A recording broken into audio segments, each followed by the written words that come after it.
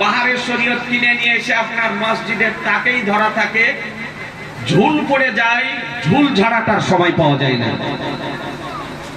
Mobile নিয়ে ব্যস্ত, social মিডিয়ায় মানুষ ব্যস্ত। তিনি 3টা ভাষাতে উত্তর লিখতেন, প্রশ্ন এই ফতোয়া লিখতেন।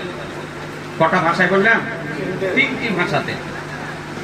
একটা আরবি, একটা ইংরেজি, একটা উর্দু, আর কোন কিতাব আছে তিনি হিন্দিতেও ফতোয়া লিখতেন।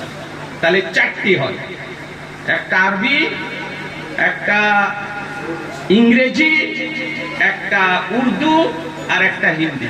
সর্বপ্রথম তিনি যে ফতোয়া লিখেছিলেন সে ফতোয়াটা ছিল আরবি ভাষাতে। 1966 সালে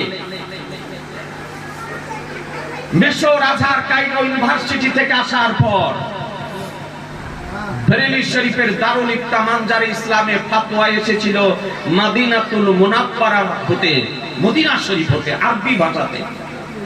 ইস্তিফতা ছিল নিকাহ, তালাক, ওয়ারিস।